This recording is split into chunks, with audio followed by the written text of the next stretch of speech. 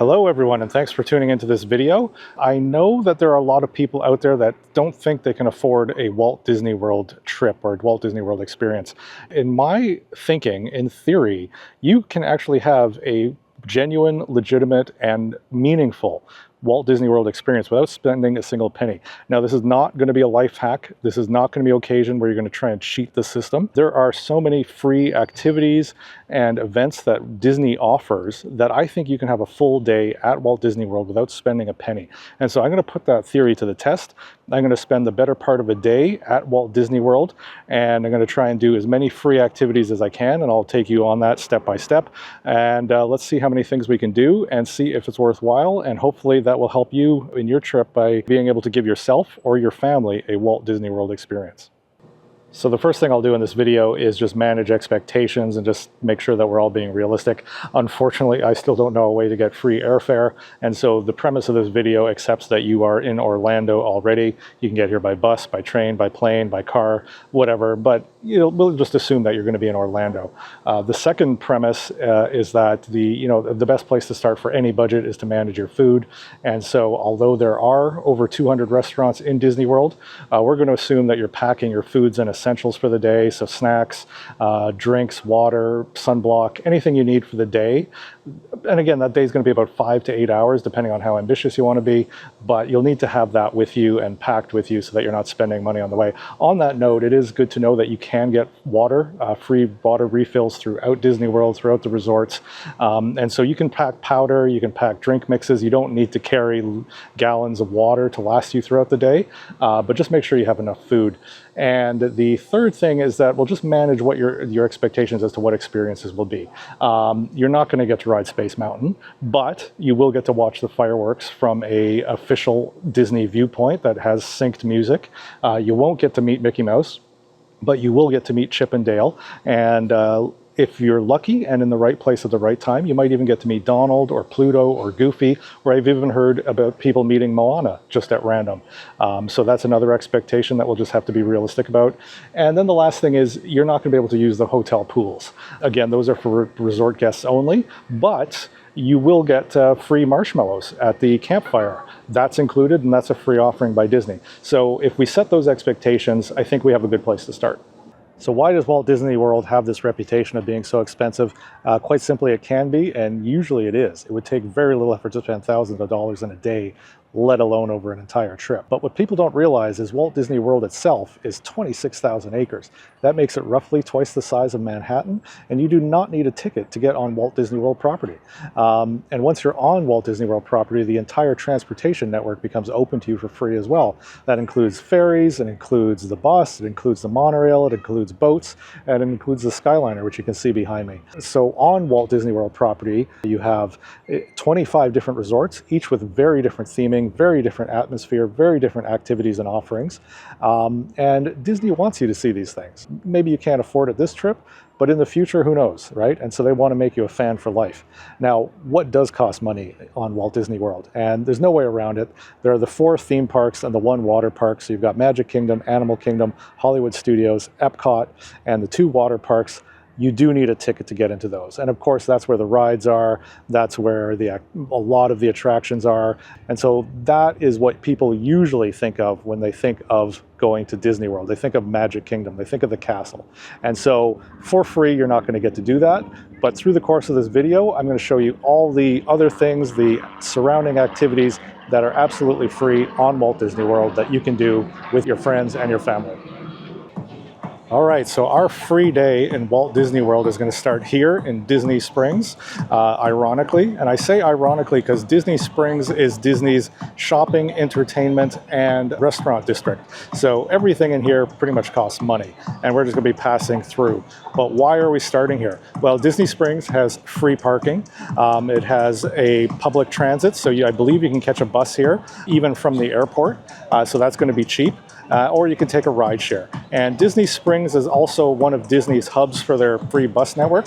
And so from Disney Springs, you'll be able to catch a bus to any Disney resort at no cost. All right, it is 2 p.m. and we're going to depart Disney Springs and we're going to make our first stop, Animal Kingdom Lodge. It's a very family-friendly resort. There's going to be a lot to do there, and it's going to really start your free Disney day off with some wow factor. So let's go check it out. All right, so it took about a 20-minute bus ride to get from Disney Springs to Animal Kingdom Lodge, and I picked Animal Kingdom Lodge for many obvious reasons. Definitely wow factor. As soon as you walk in the main lobby, it's a great way to start your free Disney day. There's the animals, live animals, different species, different viewing points all over the property. They have the cultural representatives, people from Africa, animal scientists that can answer questions, give you some insight. And then Animal Kingdom Lodge has the largest collection of African art outside of Africa. So there's a lot here for everybody to enjoy. And you could very easily spend an hour here more. But after about an hour, we're going to move on. And our next resort is going to be the Art of Animation.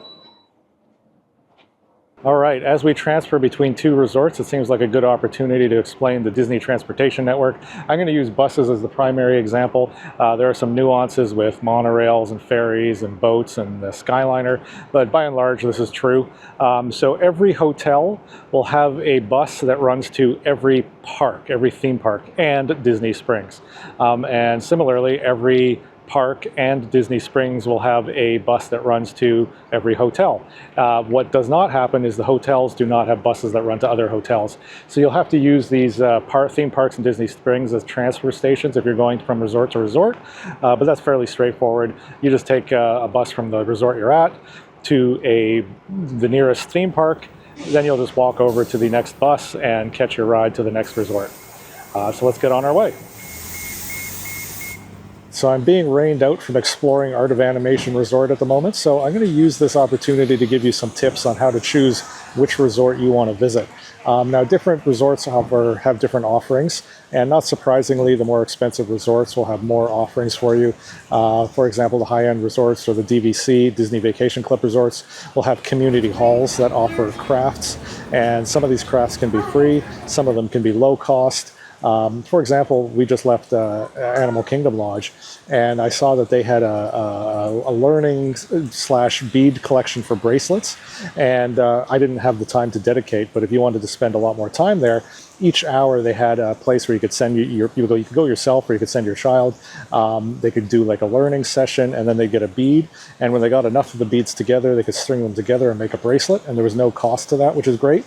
But very basically, each resort will have a poster that you can find in the lobby that'll describe the events they have going on that month, which movies they're playing under the stars, for example, which crafts they're offering, as well as schedule, when to find the activities and where they're happening on the resort.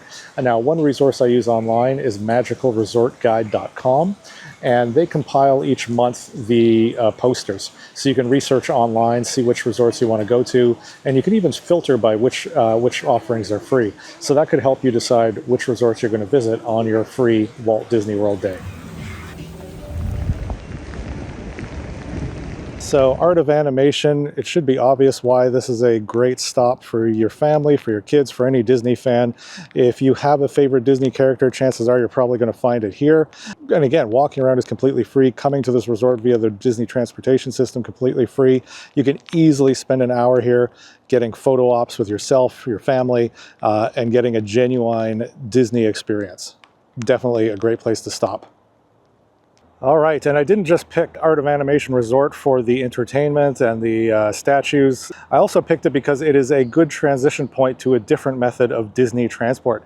Behind me, you can see the Skyliner, and this connects a few different resorts and a couple of different parks, and so you don't have to spend all day on the bus. This can be a ride of its own, and just as further evidence that Disney does not mind you visiting the resorts, is I picked up this Skyliner scavenger hunt rally. I picked this up at Art of Animation, and they don't just have a scavenger hunt around the Art of Animation Resort. They want you to visit 6 different resorts on the Skyliner route. And so even if you were staying at Disney property, you'd only be staying at 1 hotel, right? So they want you to visit 6 hotels on your day. And so that's a great evidence that, you know, you're allowed to come, you're allowed to enjoy these free things that Disney offers.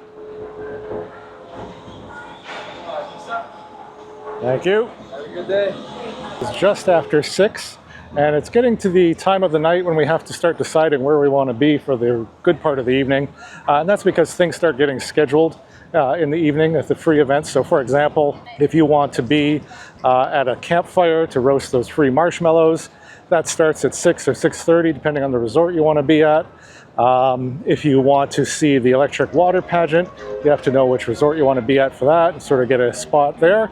If you want to see fireworks, either from outside Epcot or outside Magic Kingdom, you're going to have to decide which resort to be at there. And I've decided I'm going to spend the rest of the evening at Fort Wilderness. I think it's going to be the most family friendly.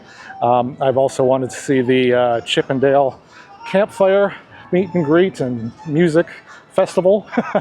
And so I haven't seen that yet, so I want to check that out.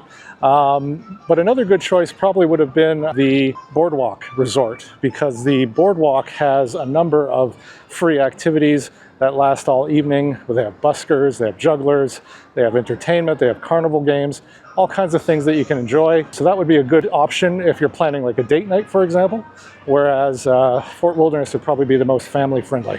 Did either of you catch anything? Dale, what'd you get? All right, so I did make it to see Chip 'n Dale at Fort Wilderness. It looked like it could have been a good party. I know I've seen videos on the internet where Chip 'n Dale get out there. There's dancing, there's high fives, there's a meet and greet. So a lot of fun if you decide to stay with Chip 'n Dale for their sing-along party in front of the campfire. I decided to change up the plan a little bit, and I decided to try and squeeze in the fireworks. So I left the Chip 'n Dale party a little bit early, took a boat from Fort Wilderness to the Contemporary Resort, and went up to the viewing platform, which is a great view, but I walked up a couple flights of stairs, which are again completely open, completely free. Got a great view of the fireworks, monorail in the foreground, really beautiful experience. And again, something that's very easy to do. And yeah, then I took the bus back here to Disney Springs. And as you can see, the Disney Springs party is still going strong. If you are with family and with kids and with young ones, you'll probably wrap it up after Chip 'n Dale. You'll probably wrap it up maybe even after the fireworks. But if you are making more of a date night out of it, then you can continue to hang out at Disney Springs. There are stages scattered throughout the venue, live bands throughout the night, and so you can stay, make a date night out of it, all again completely free. It's 10 o'clock now, so we started at 2, so that's an 8-hour day. Didn't spend a penny, got a meaningful, legitimate Disney experience out of it. You know, a lot of fun. You can do it too, and it doesn't have to cost a fortune to get that Disney experience.